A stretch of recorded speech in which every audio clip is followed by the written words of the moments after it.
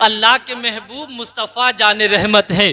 मेरे प्यारे एक काफ़िला जा रहा है, मेरे प्यारे हबीब जा रहे हैं, बहुत सारे सहाबा इकराम आपके साथ हैं, मेरे प्यारे सहाबा इकराम साथ हैं, मेरे महबूब जा रहे हैं। एक मकाम पर मेरे हबीब आराम के लिए बैठते हैं, सहाबा इकराम बैठ जाते हैं और बैठने के बाद मेरे हबीब कहते हैं सब लोग खाना खा लो, ज़रा कुछ रोटी लाई जाए। सहाबा इकराम ने अल्लाह के हबीब मुस्तफ़ा जाने रहमत के आगे कुछ रोटियां ला कर रख दी। अल्लाह के हबीब ने फरमाया ए मेरे सहाबा इकराम क्या सालन नहीं है? सहाबा इकराम अर्ज करते हैं ए अल्लाह के हबीब सालन तो नहीं है मेरे प्यारे, सालन नहीं है। बगैर सालन के सहाबा इकराम रोटी खा रहे हैं। इतने में एक शहद की मक्खी आ जाती है, वो सहाबा इकराम के सरों पर भिन भिना रही है, भिन भिनाने की बड़ी बड़ी जोर से आवाज आ रही है। सहाबा इकराम हुजूर की बारगाह में अर्ज करते हैं ए अल्लाह के महबूब बहुत देर से ये शहद की मक्खी है जो भिन भिना रही है, न जाने क्यों भिन भिना रही है, इतनी जोर से आवाज कर रही है, क्या मामला है, हमारी समझ में नहीं आ रहा है। अल्लाह के महबूब फरमाते हैं सहाबा इकराम ये कह रही है कि आपके सहाबी बगैर सालन की रोटी खा रहे हैं, रूखी रोटी खा रहे हैं। ए अल्लाह के महबूब एक करीब ही में मेरा छत्ता लगा हुआ है शहद का, इनसे कहो शहद तोड़ के ले आए, मेरे अंदर इतनी सकत नहीं है कि मैं खुद से शहद ला के दूं। सहाबा इकराम को मेरे आका हुक्म देते हैं, सहाबा इकराम शहद को तोड़ कर लाते हैं, आका भी उस शहद से रोटी तनाबुल फरमाते हैं, सहाबा इकराम भी तनाबुल फरमाते हैं। मेरे प्यारे सरकार रोटी खा लेते हैं, खाना खा लेते हैं, सहाबा इकराम भी खा लेते हैं, अल्लाह अकबर। लेकिन मक्खी फिर भी न भिना रही है, काफी देर भिन भिनाते हो गई है। सहाबा इकराम पूछते हैं ए अल्लाह के हबीब अब क्या वजह है भिन भिनाने की, अब क्या मामला है? मेरे आका फरमाते हैं अब बात यह है कि ये मुझसे बातचीत कर रही है, मुझसे गुफ्तगू कर रही है। सहाबा इकराम अर्ज करते हैं ए अल्लाह के महबूब जरा ये बताओ ये क्यों भिन भिना रही है, क्या गुफ्तगू कर रही है, क्या बातचीत कर रही है? आका फरमाते हैं मैंने इससे पूछा ये बता तू खाती और पीती क्या है? ये कहने लगी, अर्ज करने लगी ए मुस्तफ़ा जाने रहमत मैं पेड़ पौधों का रस चूसती हूँ, मैं फूलों का रस चूसती हूँ। मेरे आका फरमाते हैं तू रस चूस लेती है फिर तेरा शहद मीठा कैसे होता है? ये अर्ज करती है ए अल्लाह के महबूब ए मुस्तफ़ा जाने रहमत ए अब्दुल्ला के प्यारे ए अमना के दुलारे ए मुस्तफ़ा जाने रहमत जब मैं पेड़ पौधों से उनका रस चूसती हूँ वो कड़वा होता है, लेकिन रस चूसने के बाद जब मैं अपने छत्ते की तरफ चलती हूँ ए मेरे महबूब तो मैं तुम पे दुरूद पढ़ना शुरू करती हूँ, सलाम पढ़ना शुरू करती हूँ। ए मेरे महबूब दुरूद पढ़ने की बरकत से मेरा चूसा हुआ कड़वा रस मीठा हो जाता है। तो मेरे प्यारे मुझे कहने की इजाजत दो कि जब एक मक्खी का चूसा हुआ कड़वा रस मीठा हो जाता है तो हम उम्मतियों के नाकिस अमाल भी दुरूद की बरकत से कबूलियत के दर्जे पर पहुंच जाएंगे।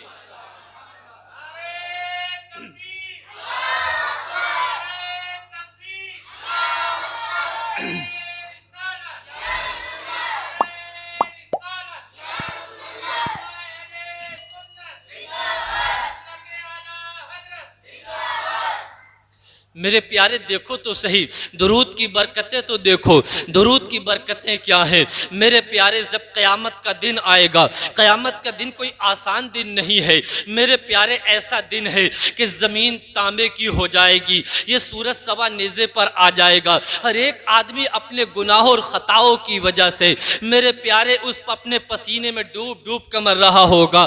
बड़े बड़े वली, बड़े बड़े नेकोकार लोग मेरे प्यारे ये परेशान होंगे। अल्लाह अकबर जरा देखो तो सही, अल्लाह कहरो गजब में होगा। उस दिन को याद करो, अपनी मौत के हालात को याद करो, अपनी कब्र की मंजिलों को याद करो, कब्र की दहशत को याद करो, कब्र की होलनाकी को याद करो।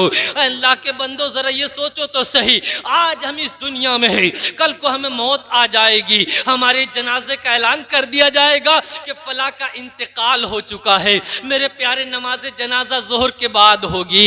ये मेरे प्यारे दुनिया में हमेशा नहीं रहोगी। होगे। ये जबान जो चल रही है ये जबान चंद दिनों के बाद बंद हो जाएगी। ये तुम्हारे जो महल और घर बनाए हैं मेरे प्यारे, जिनके लिए ईमानदारी बेईमानी की है, न जाने किसका दिल दुखाया है, क्या क्या किया है, मेरे प्यारे मकान बने रह जाएंगे, तुम्हारी औलाद रह जाएगी, ये कायनात रह जाएगी, लेकिन मेरे प्यारे ये जो सांस चल रही है बस सांस रुकने की देर होगी मेरे प्यारे, बस सांस रुकेगी और तुम्हारी हालत बदल जाएगी। अभी तक तुम एक इंसान थे लेकिन अब मुर्दा हो जाओगे, अब मरहूम बन जाओगे और मेरे प्यारे तुम्हारे अजीज, तुम्हारे करीबी रहने वाले तुम्हारी मौत होने के बाद तुम्हारी कब्र में तुम्हें उतार आएंगे, मनो मिट्टी के नीचे उतार आएंगे और मेरे प्यारे तुम वहां पूरी जिंदगी का हिसाब देते हुए होगे।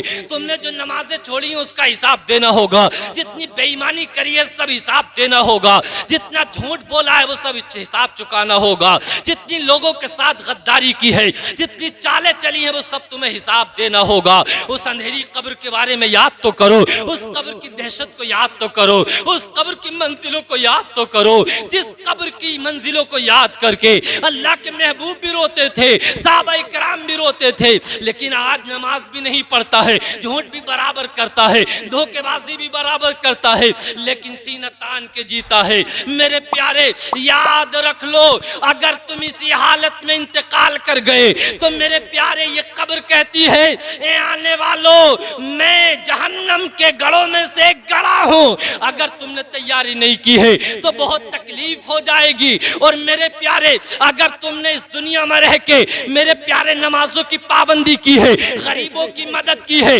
पड़ोसियों की हिमायत की है, कुरान और हदीस के दर्स सुने हैं, महफिल मिलाद में आए हो, रसूलुल्लाह का जिक्र सुना है, अल्लाह को याद किया है, मेरे प्यारे दुरूद और सलाम पढ़ा है, मेरे प्यारे तकलीफ थी, परेशानी थी, बुखार था, लेकिन महफिल मिलाद में आके बैठ गए हो, इसलिए कि मेरे प्यारे महफिल मिलाद में आना, हुजूर के जिक्र को सुनना, दुरूद और सलाम पढ़ना, ये हर मर्ज की दवा है, हर तकलीफ की दवा है। तभी तो किसी ने कहा है हर दर्द की दवा है सल्ले अला मोहम्मद, दवाए हर मर्ज है सल्ले अला मोहम्मद। और मेरे प्यारे दुरूद और सलाम पढ़ के, रसूलुल्लाह का जिक्र सुन के जब कब्र में जाओगे फरिश्ते कहेंगे नमाजी आ रहा है, ईमानदार आ रहा है, सच्चा आ रहा है, वो से पाक का दीवाना आ रहा है। जब कब्र में जाओगे फरिश्ते तुम्हारा इस्तकबाल करते हुए नजर आएंगे।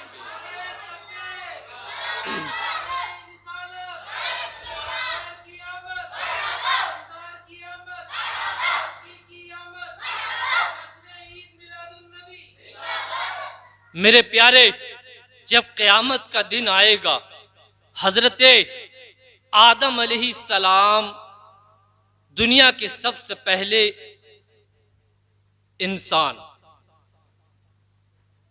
हमारे और आपके बाप, कहते हैं क़यामत का मंजर कायम होगा।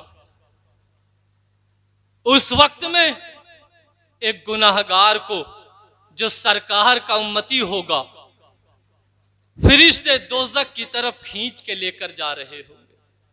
हजरत आदम अलैहिस्सलाम पुकारेंगे या मोहम्मद, या मोहम्मद,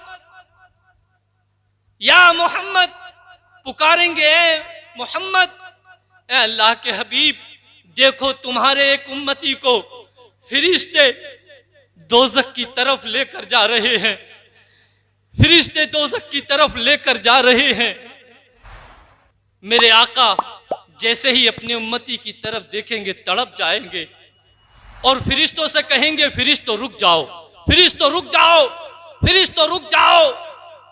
बार बार जब कहेंगे तो फरिश्ते रुक जाएंगे और अर्ज करेंगे ए अल्लाह के महबूब मुस्तफ़ा जाने रहमत, हम कुछ नहीं करते हैं इसके अलावा कि जो अल्लाह हमें हुक्म देता है हम वही करते हैं, उसके अलावा हम कुछ नहीं करते हैं, हमें अल्लाह ने हुक्म दिया है तो हम वही कर रहे हैं। आखिर मेरे प्यारे मेरे आका रोकते हैं, फरिश्ते नहीं रुकते हैं, अर्ज करते हैं मोहम्मद सल्लल्लाहु अलैहि वसल्लम, हम तो बस वही करते हैं जिसका अल्लाह ने हमें हुक्म दिया है, हम ऐसे नहीं रुकेंगे। मेरे प्यारे मेरे आका जब ये सुनते हैं गमज़दा हो जाते हैं।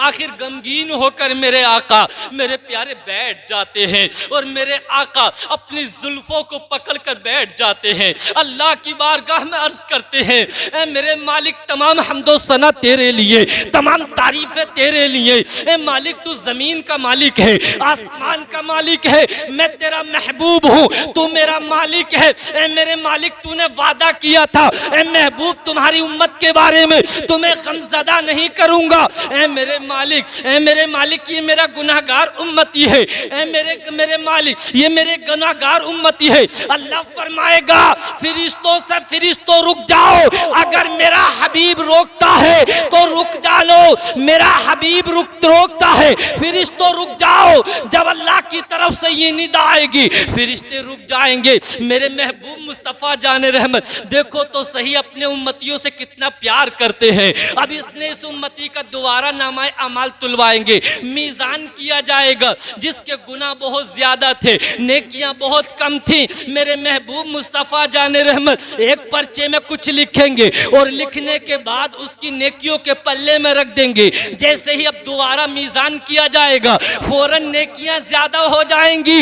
अभी तक जो जहन्नम में जा रहा था, जो जहन्नम का हकदार था, अब वो जन्नत का हकदार हो गया है। अब उसको जन्नत के फरिश्ते जन्नत में लेकर जा रहे हैं। तवज्जो करना लोगों, मेरे प्यारे, देखो तो सही, अभी तक यही कपकपा रहा था, अभी तक यही डर रहा था कि जहन्नम में जा रहा हूँ। मुसलमान जरूर था, कलमा पढ़ने वाला जरूर था, लेकिन मेरे प्यारे, मेरे आका ने थोड़ा सा अल्लाह की बारगाह में शफाअत की है तो अल्लाह ने इसकी शफाअत को, मेरे आका की शफाअत को इसके हक में कबूल कर लिया है। जब तो मेरे प्यारे, इल्मो हिकमत के ताजदार, इल्मो हिकमत के शहरियार, अल्लाह के मेरे प्यारे मुस्तफ़ा जाने रहमत के आशिक इमामुल आशिक आला हज़रत मुजद्दिद आज़म कहते हैं, दिले अबस खौफ से पत्ता सा उड़ा जाता है, पल्ला हल्का ही सही भारी भरोसा तेरा।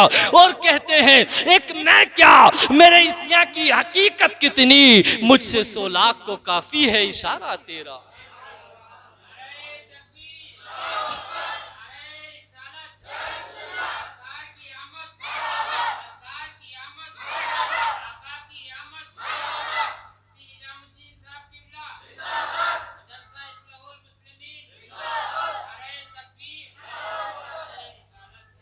अब मेरे प्यारे जरा देखो तो सही, जन्नत के फरिश्ते जन्नत में लेके जा रहे हैं। उम्मती का दिल बाग बाग हो गया है, उम्मती खुश हो गया है। अब मेरे प्यारे फरिश्तों से कहता है, जरा थोड़ा सा टाइम दो, जरा थोड़ी सी देर रुक जाओ अगर तुम चाहो तो। फरिश्ते रुक जाते हैं और ये कहता है, अरे मैं उनसे तो बात कर लूँ जिन्होंने अल्लाह की बारगाह में मेरी शफाअत की है, जिन्होंने मुझे जन्नत का हकदार बनाया है, जिनकी शफाअत से मेरे गुनाह माफ हुए हैं, जरा मुझे उनसे बात करने दो। आका की बारगाह में अर्ज करता है, ए नूरानी चेहरे वाले, ए फजलो करम वाले आका, तुम्हारा खुल्क तो अजीम है, आप तो बड़े रहीम और करीम आका हैं। ए आका, आप कौन हो, जरा ये तो बताओ, आप हो कौन? तो मेरे आका फरमाते हैं, मैं तेरा नबी मोहम्मद अरबी सल्लल्लाहु अलैहि वसल्लम हूँ। मेरे प्यारे, ये कहता है, आका तुमने उस पर्चे में क्या लिखा था जो इसकी वजह से मेरी नेकियां ज्यादा हो गई है? आका फरमाते हैं, ए उम्मती, मैंने उस पर्चे में उसके अलावा कुछ ना लिखा कि जो तूने दुनिया में रहकर दुरूदो सलाम पढ़ा था, बस वही मैंने उस पर्चे में लिखा है और तेरी नेकियों के पल्ले में रख दिया है, जिसकी वजह से अल्लाह ने तेरे गुनाहों को माफ फरमा दिया है।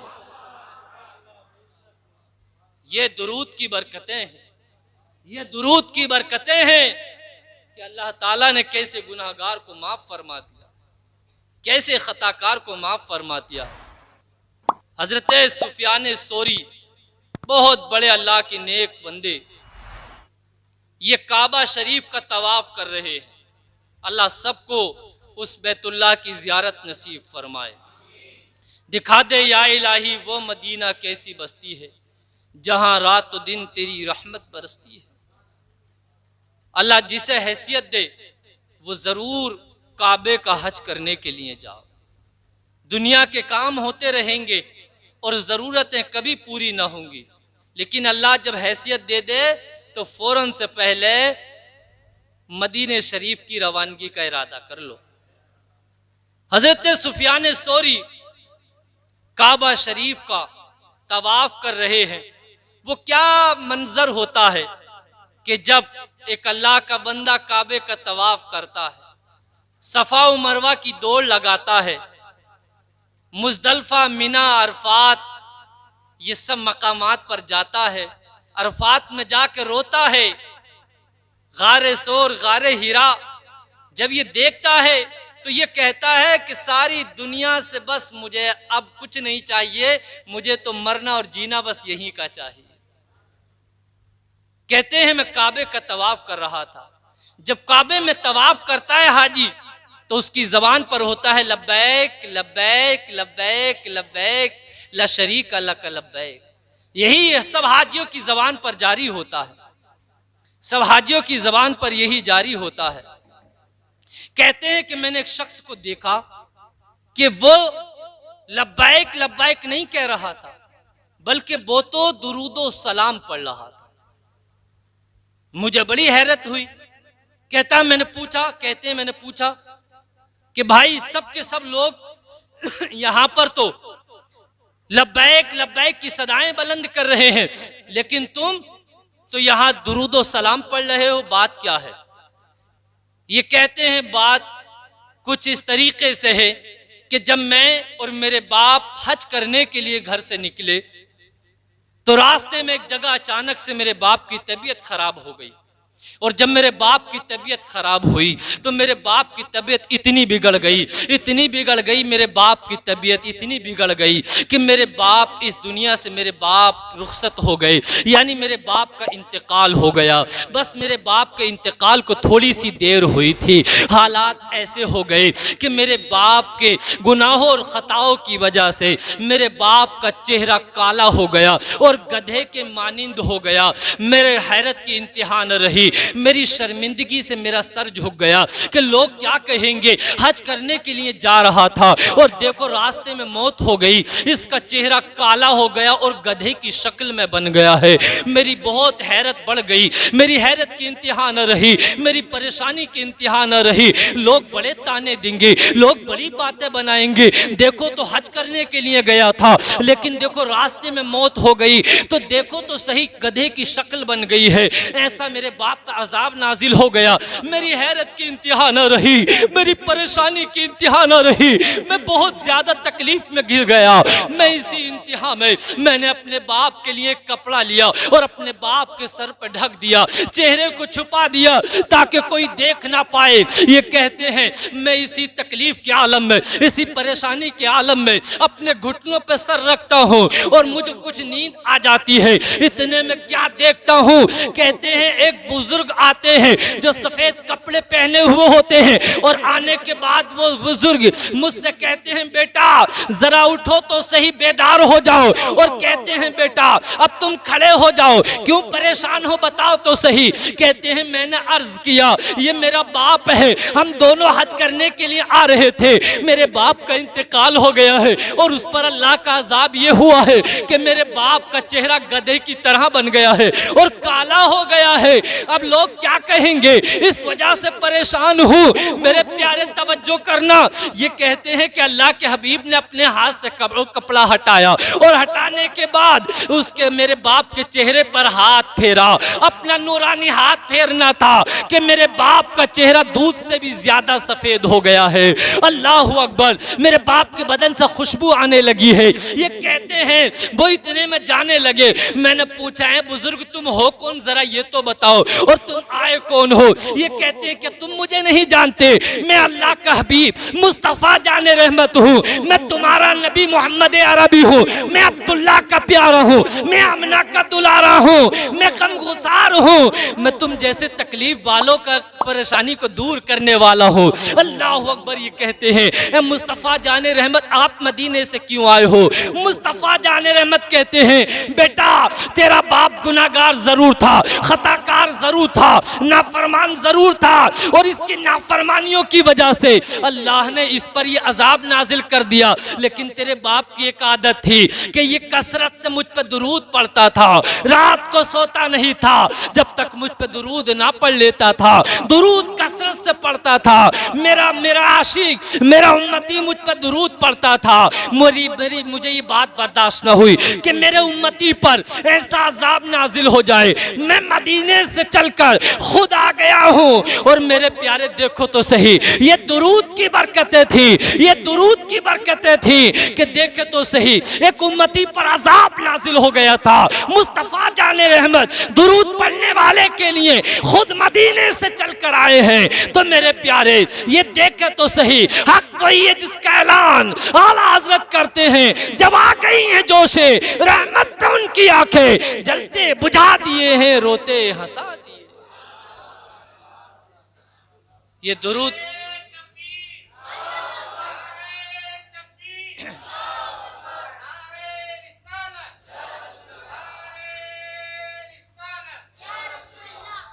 मेरे प्यारे दुरूद पढ़ने से इंसान के आमाल जो है बेहतरीन हो जाते हैं। दुरूद पढ़ने से इंसान की रोज़ी में बरकत होती है।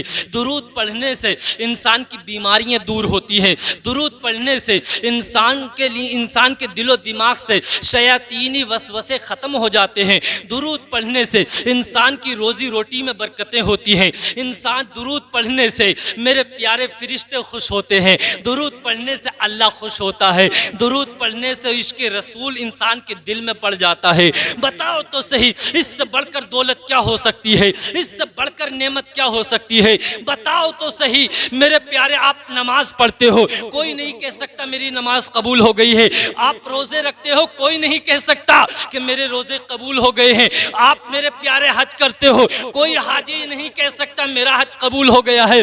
लेकिन मेरे प्यारे निजामुद्दीन रामपुरी ये हदीस की रोशनी में डंके की चोट पर कहता है कि सिर्फ दुनिया में एक ही इबादत ऐसी है कि मेरे प्यारे चाहे शराबी पढ़े तो भी कबूल है, जुआरी पढ़े तो भी कबूल है, मेरे प्यारे झूठा पढ़े तो भी कबूल है, मक्कारो खद्दार पढ़े तो भी कबूल है। आप कहोगे निजामुद्दीन रामपुरी जरा बता तो सही वो कौन सी इबादत है, वो कौन सा वजीफा है? तो मेरे प्यारे वो वजीफा कोई और नहीं है बल्कि मेरे प्यारे वो दुरूद व सलाम है। आदत बना लो, अस्सलातु वस्सलामु अलैका या नबी अल्लाह, अस्सलातु वस्सलामु अलैका या रसूल अल्लाह, अस्सलातु वस्सलामु अलैका या हबीब अल्लाह। और मेरे प्यारे किसी आशिक ने कहा है जो नबी के करीब होते हैं वो खुदा के हबीब होते हैं, और जो दुरूद की महफिल सजाते हैं वो बड़े खुश नसीब होते हैं, वो बड़े खुश नसीब होते हैं। दुरूद और सलाम अपने होठों पे सजाओ, दुरूदों से अपने घरों को आबाद करो, इंशाअल्लाह ताला तुम्हारे गुनाहों की बख्शिश का सबब बन जाएगी। हजरत हसन बसरी बहुत बड़े अल्लाह के बुजुर्ग हैं। ये कहते हैं कि मेरे पास एक औरत आई, आने के बाद अर्ज की, ऐ हसन बसरी मेरी एक बेटी का इंतकाल हो गया था। यकीनन बेटियां बेटियां होती, समझने वालों के लिए न जाने कितने लाचार ऐसे हैं कि जिनकी अगर 2 बेटियां हो जाएं तो परेशानी का इंतहा न रहती। लेकिन बेटियां वो हैं कि जिन्हें मेरे रसूल ने अपने सीने से लगाया है। मेरे रसूल बेटियों वाले थे, मुस्तफ़ा जाने रहमत बेटियों वाले थे। बेटियों से इतनी मोहब्बत करते कि यहाँ तक फरमाया कि फातिमा मेरे जिगर का टुकड़ा है। बेटियां जिस घर में होती हैं उस घर में अल्लाह की रहमतें आती है, उस घर में अल्लाह की बरकतें बरसती हैं। बेटियां बाप की बख्शिश का सामान होती हैं, लेकिन बेटियों की सही तरबियत करने की जरूरत है। आज हमारी बेटियों को धर्म परिवर्तन कराया जा रहा। आज ये पूरी एक तहरीक चल रही है कि किसी भी तरीके से इनकी बेटियों का ईमान लूटा जाए। तरह तरह से हम पर हमले किए जा रहे हैं। अपनी बेटियों को सबसे पहले दीन की तालीम दो। इंटर या बीए हो या ना हो, लेकिन कम से कम उसे ये पता चल जाए कि मेरा पैदा करने वाला मालिक कौन है। उसे ये पता चले कि मेरा मुस्तफ़ा जाने रहमत में किस नबी का कलमा पढ़ती हूं। उसे ईमान की अहमियत मालूम हो। पता नहीं क्या मिजाज हो गया है। लड़की 10 साल की हुई, हमारी कौम का आदमी कहता है ये मदरसे में पढ़ने नहीं जाएगी, लेकिन वही 25 साल की उम्र तक नौजवान लड़कों के दरमियान और नौजवान मास्टरों के सामने मुंह खोलकर, सीना खोलकर आसानी से उनकी क्लासेस अटेंड करती है वही लड़की। पैसे वालों की, दौलतमंदों की, तालीम याफ्ता लोगों की बेटियां वही 20 साल की लड़की लड़कों के साथ बेंच पे बैठ के तालीम हासिल करती है, लेकिन वही लड़की मदरसे में 10 साल के बाद पढ़ने नहीं आ सकती। चाहे कुरान पढ़ा हो या ना पढ़ा हो, कैसे ही कुरान पढ़ा हो, अल्लम गुल्लम कुछ भी पढ़ा हो, कुरान सही हुआ हो या ना हुआ हो, बस इंटर चाहिए, हाई स्कूल चाहिए। आज वही लड़कियां दीन और धर्म से निकल के जा रही हैं कि जिन्हें सही माना में उनके माँ बापों ने दीन नहीं सिखाया, कुरान की तालीम नहीं दी, शरीयत की तालीम नहीं दी, ये नहीं बताया कि तुम्हारा खुदा कौन है, तुम्हारे पैगंबर कौन। हजरत हसन बसरी कहते हैं कि औरत आई और आकर रोने लगी। कहती है हसन बसरी, मेरी बेटी का इंतकाल हो गया था, मैं उसे ख्वाब में देखना चाहती हूं। सुभान अल्लाह कहे, ख्वाब में देखना चाहती हूं। हजरत हसन बसरी कहते हैं जाओ इशा की नमाज पढ़ो, 4 रकत नफिल नमाज पढ़ो और दुआ करो अल्लाह से, और सो जाओ, अल्लाह तुम्हें तुम्हारी बेटी से ख्वाब में मुलाकात करा देगा। कहती हैं मैंने ऐसे ही किया और अपनी बेटी को जब देखा तो कहती हैं कि मैंने देखा कि मेरी बेटियों के हाथ में, मेरी बेटी के हाथों में हथकड़ियां लगी हुई हैं और मेरी बेटी के पैरों में बेड़ियां पड़ी हुई हैं और सख्त अजाब में मेरी बेटी मुब्तला है। सुने, जहां तक मेरी आवाज जा रही है, हमारी बहनें घरों में बैठकर और दूर तक सुन रही हैं। मैं अपनी बहनों से, अपनी बेटियों से, अपनी माओं से कहूंगा तुम्हें कुछ और करने की जरूरत नहीं है, बस पर्दे को लाजिम कर लो। मेरी प्यारी दीन सीख लो, अपने बाप की इज्जत करो, अपने भाइयों की इज्जत की हिफाजत करो, अपने शौहर की इज्जत कर लो, नमाजों की पाबंदी कर लो। इंशाअल्लाह ताला अगर तुमने अपने शौहर की इज्जत कर ली है, अपने बाप की इज्जत की हिफाजत कर ली है, अपने भाई की इज्जत की हिफाजत कर ली है, इंशाअल्लाह ताला अल्लाह ताला तुम्हारे मरने से पहले पहले तुम्हें जन्नत अता फरमा देगा। मेरे प्यारे, कहती हैं कि मैंने अपनी बेटी को जब इस हाल में देखा तो मेरा दिल कपकपा गया, मैं ज़ारुल क़तार रोने लगी। कहती हैं ख्वाब से बेदार हुई, हजरत हसन बसरी के पास गई और जाकर अर्ज करती हूँ, ए हसन बसरी जरा ये तो बताओ, मेरे अपनी बेटी को इस हाल में देखा है, मैं क्या करूं। हजरत हसन बसरी कहते हैं, खातून जाओ अपनी बेटी के लिए कुरान की तिलावत करो, सदका व खैरात करो और अपनी बेटी के लिए दुरूद व सलाम पढ़कर इसाले सवाब करो, अल्लाह उसके गुनाहों खताओं को माफ फरमाएगा। इन्होंने ये काम शुरू किया। इधर कुछ दिन गुजरते हैं, हालात बदलते हैं, तारीख करवट लेती है। हजरत हसन बसरी एक दिन अचानक में ख्वाब देखते हैं और क्या देखते हैं कि जन्नत के बागों में टहल रहे हैं। क्या देखते हैं कि जन्नत के बागों में से एक बाग है और एक तख्त सजा हुआ है, बहुत बेहतरीन तरीके से वो तख्त सजा हुआ है। मेरे प्यारे, उस तख्त पर एक नौजवान लड़की बैठी हुई है जिस पर अल्लाह की रहमतें बरस रही है, जिस पर अल्लाह की बरकतें उतर रही नहीं है, जो जन्नती नेमतों से माला माल है। मेरे प्यारे ये लड़की कहती है, ए हसन बसरी क्या तुम मुझे पहचानते हो, क्या तुम मुझे जानते हो? हसन बसरी कहते हैं, ए बेटी मैं तुझे नहीं जानता, ए बेटी मैं तुझे नहीं पहचानता कि तू कौन है।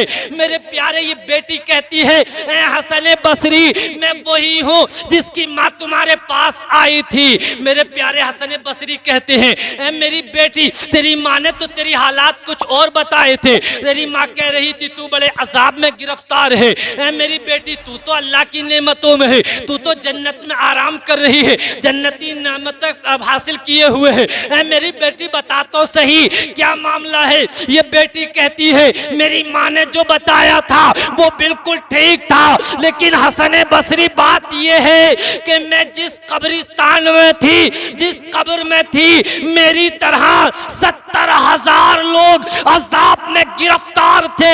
एक अल्लाह का बंदा उसी कब्रिस्तान से गुजरा, एक आलिम दीन उस कब्रिस्तान से गुजरा, एक अल्लाह का नेक बंदा उस कब्रिस्तान से गुजरा और कब्रिस्तान के कोने पर खड़े होकर उसने दुरूद पाक पढ़ा और दुरूद पाक पढ़ने के बाद अल्लाह की बारगाह में पेश कर दिया, हुजूर की बारगाह में पेश कर दिया और उस दुरूद का इसाले सवाब इस कब्रिस्तान के लोगों के लिए इसाले सवाब कर दिया। अल्लाह ने 70,000 लोग जो इस कब्रिस्तान में अजाब में गिरफ्तार थे, अल्लाह ने दुरूद की बरकत से उन सबके अजाब को खत्म कर दिया। एक बार दुरूद पढ़ के इसाले का सवाब किया है, 70,000 लोगों को अल्लाह ने माफ फरमा दिया। ऐ मेरे जश्न आमद रसूल में आने वालों, मैं आपसे कहना चाहूंगा कब्रिस्तान जाया करो, अपने मोमिन भाइयों को याद किया करो। मेरे प्यारे अब तुम अपने घर में अच्छे अच्छे खाने खाते हो, मेरे प्यारे अच्छे अच्छे मशरूबात पीते हो, मेरे प्यारे अच्छे कपड़े पहनते हो। मेरे प्यारे जो तुम्हारे मरहूमीन है, तुम्हारे माँ बाप हैं, तुम्हारे आइज़ा व करीबा हैं, वो तुम्हारे खाना नहीं खा सकते, वो तुम्हारा कुछ पिलाना पी नहीं सकते, तुम्हारे कपड़े नहीं पहन सकते, लेकिन मेरे प्यारे उन्हें तुम अपनी दुआओं में याद किया करो। कब्रिस्तान जाके मेरे प्यारे कब्रिस्तान जाया करो, कभी जुमे की नमाज पढ़ के चले जाए करो, कभी पीर के दिन चले जाए करो, फजर की नमाज पढ़ के चले जाए करो। मेरे प्यारे आका करीम फरमाते हैं, ऐ मेरी उम्मत के लोगों कब्रिस्तान जाया करो, इसलिए कब्रिस्तान जाने से तुम्हें मौत की याद आती है और जब मौत की याद आती है तो इंसान गुनाहों से दूर हो जाता है और नेकियों के करीब हो जाता है। जब इंसान नेकी करता है अल्लाह उसके गुनाहों को माफ फरमा देता है। मेरे प्यारे दुरूद व सलाम की बड़ी बरकतें हैं, दुरूद व सलाम की बड़ी बरकतें हैं, दुरूद व सलाम की बड़ी बरकतें हैं। मुस्तफ़ा जाने रहमत के आशिक शेख अबुल हसन बहुत बड़े मुत्तकी परहेजगार इंसान हैं। एक मर्तबा हालात ऐसे हुए कि तंगदस्ती हो गई, खसारा हो गया, हालात इतने खराब हुए कि फाकों का वक्त आ गया, फाकों का वक्त आ गया। हर एक इंसान के घर में फाके अल्लाह ताला ना लाए, फाका बहुत मुश्किल काम होता है। फाकों का वक्त आ गया। शेख अबुल हसन बहुत बड़े नेक और मुत्तकी परहेजगार हैं। फाकों का वक्त आ गया। फाकों में ही रमजान का महीना गुजरा, ईद के दिन आ गया। एक दिन ईद का रह गया।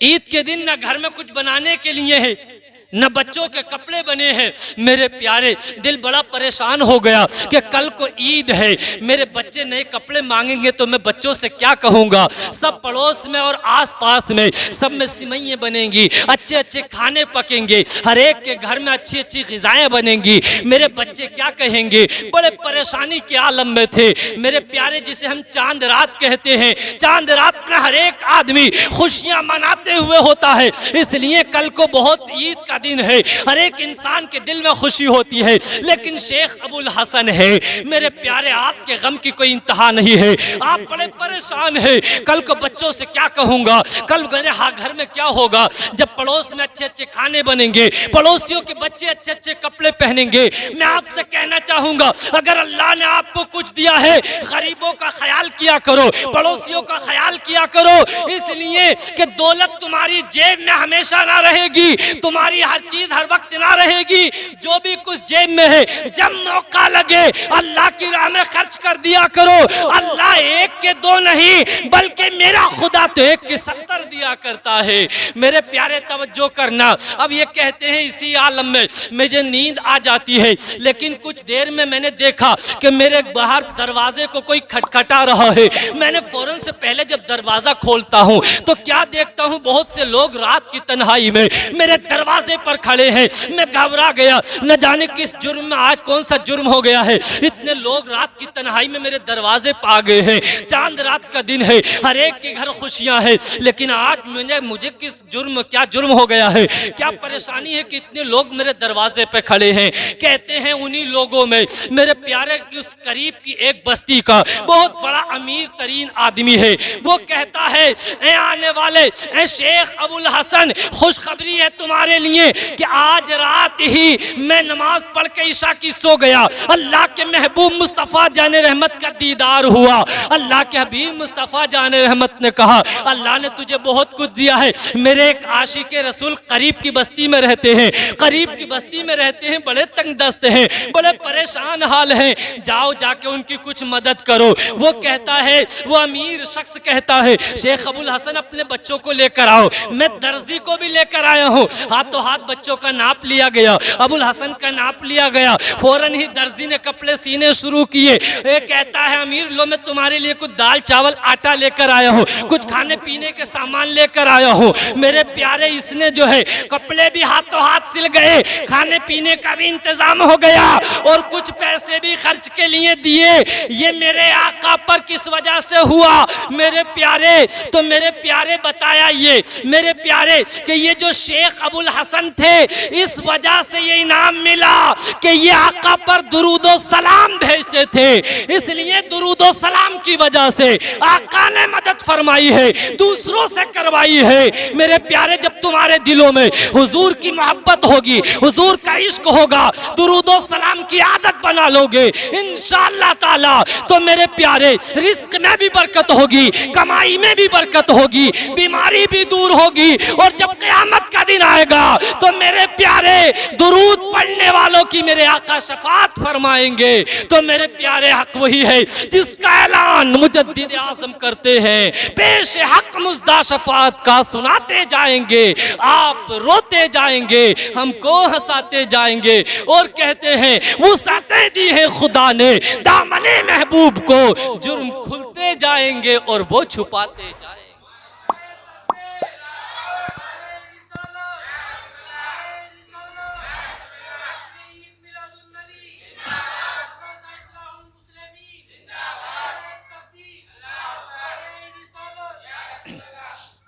अब मेरे प्यारे, ये बात बिल्कुल तवज्जो से सुननी है, बहुत ही तवज्जो से सुननी है। एक भी आदमी इधर उधर नहीं होना चाहिए, बहुत तवज्जो से सुनते चले जाएं। देखे तो सही, बिल्कुल भी एक बात नहीं निकलनी चाहिए, बिल्कुल जहन मेरी तरफ हाजिर होना चाहिए।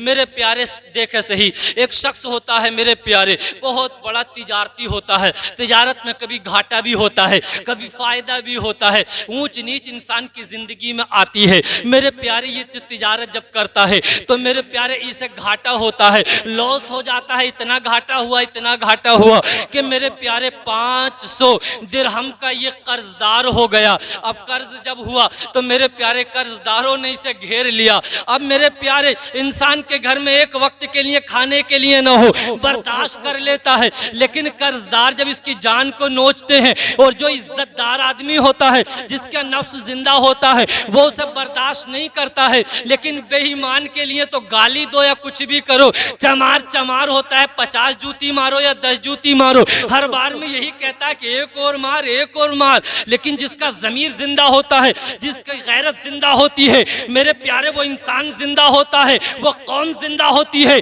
और जिसका ज़मीर मर जाता है, जिसकी गैरत मर जाती है, वो इंसान मर जाता है, वो कौम मर जाती है। मेरे प्यारे, इसका ज़मीर जिंदा था, बहुत परेशान हो गया, इतना परेशान हुआ, इतना परेशान हुआ मेरे प्यारे। इसके जो कर्ज ख्वाह थे उन्होंने काजी के यहाँ दावा कर दिया। काजी ने इसको बुला लिया, कहा भाई साहब अब तुम्हारे लिए बस 3 रास्ते हैं। एक तो ये रास्ता है कि या तो तुम इसका कर्ज अदा कर दो, या जेल जाने के लिए तैयार हो जाओ, या फिर किसी को जमानती बना लो। अब कर्ज अदा करने के लिए पैसे होते तो पहले ही अदा कर देता। मेरे प्यारे, कोई जमानती इसको मिला नहीं। कभी कहा तुम जमानत ले लो, इन्होंने कहा मैं जमानत नहीं लूंगा। इनसे कहा तुम जमानत ले लो, इन्होंने कहा मैं जमानत नहीं लूंगा। भाइयों से कहा तुम जमानत ले लो, भाइयों ने कहा हम जमानत नहीं लेंगे। रिश्तेदारों से कहा तुम जमानत ले लो, हम जमानत नहीं लेंगे। यारों से कहा तुम जमानत ले लो, कहा हम जमानत नहीं लेंगे। मेरे प्यारे, कहने की इजाजत दो कि जब तुम्हारे दोस्त साथ छोड़ दे, जब घर वाले साथ छोड़ दे, भाई साथ छोड़ दे, तो मदीने की तरफ लो लगाओ और पुकारो, गमज़दों को रजा मुज़्दा दीजिए के है, गमज़दों को रजा मुज़्दा दीजिए के है, बेकसों का सहारा हमारा नबी।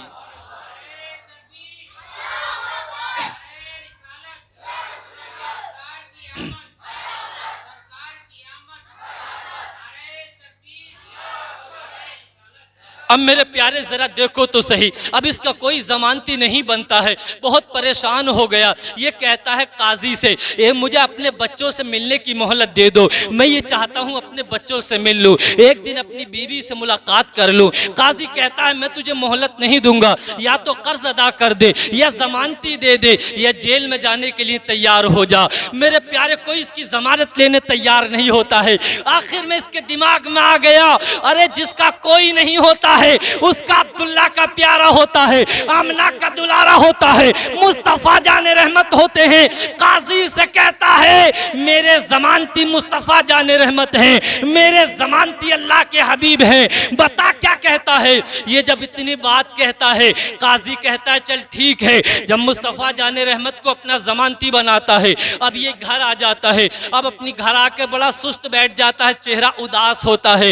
इसकी बीवी कहती है क्या मामला है, क्या बात है। ये सारी बात बयान करता है। बीबी कहती है परेशान होने की जरूरत नहीं है, अरे जिसका जमानती मुस्तफा जाने रहमत हो उसे गम करने की जरूरत नहीं है, इसलिए कि मेरे आका की बारगाह में दामन तो फैलाओ, इतना मिलेगा, इतना मिलेगा कि दामन भर दिया जाएगा।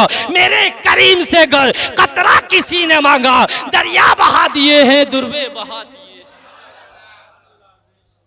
बीबी बच्चों से बैठ के मुलाकात करता है, बीबी से कहता है कैसे कर्ज अदा होगा, मेरे लिए तो हमेशा हमेशा की जेल हो जाएगी, बच्चों से मुलाकात ना कर सकूंगा।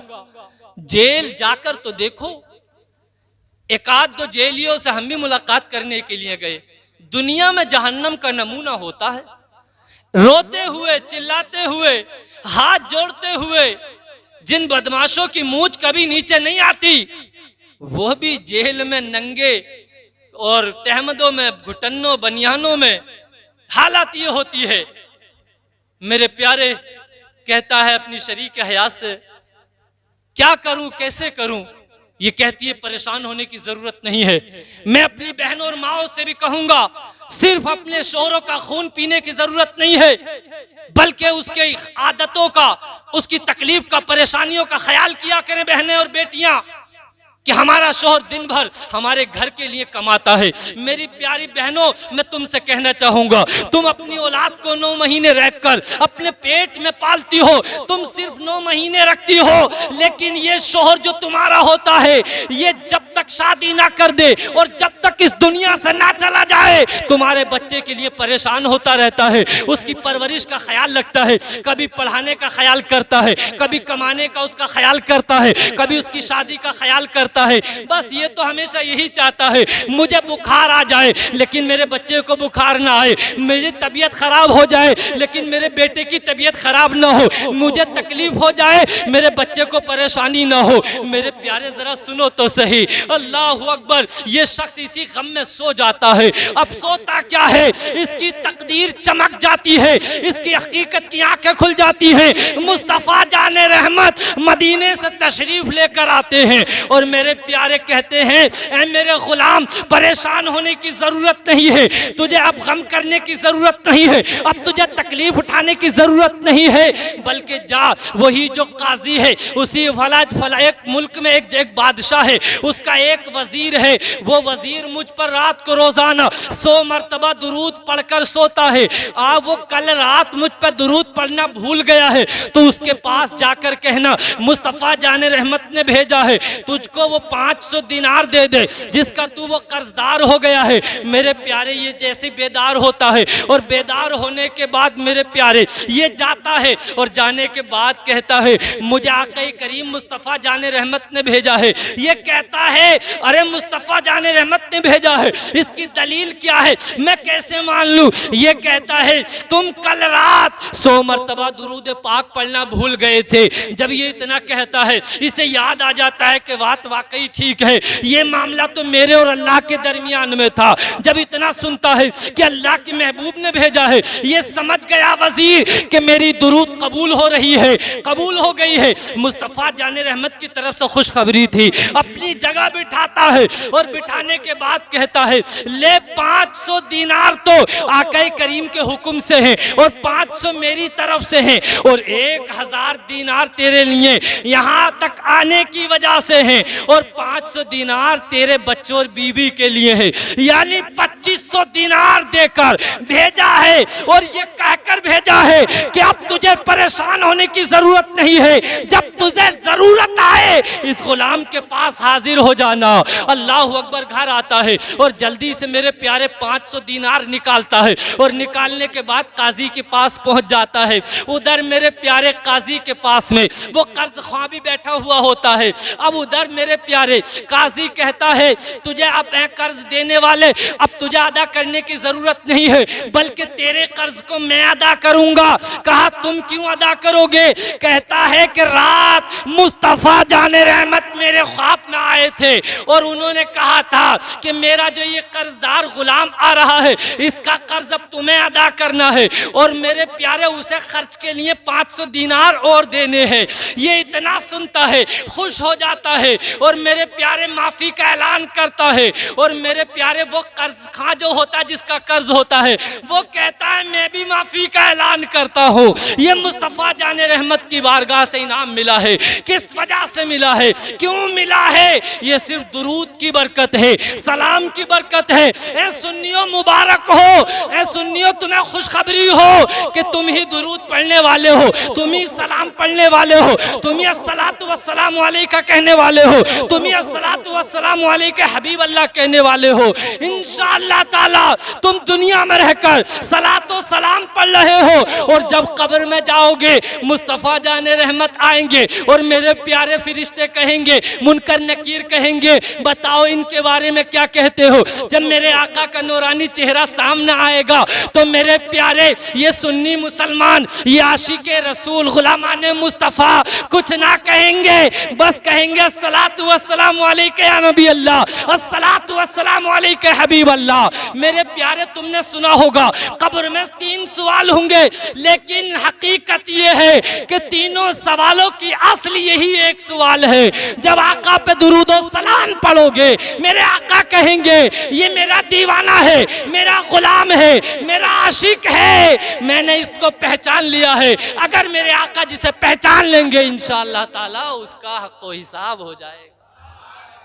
कहने सुनने में जानकर भूल कर कोई गलती हुई हो मैं उससे तौबा करता हूँ। अस्तगफिरुल्लाह रब्बी मिन कुल्ली ज़ंबी व अतूबु इलैह। कलमा शरीफ पढ़ें एक बार, ला इलाहा इल्लल्लाह मुहम्मदुर रसूलुल्लाह सल्लल्लाहु तआला अलैहि वसल्लम। एक छोटी सी नाश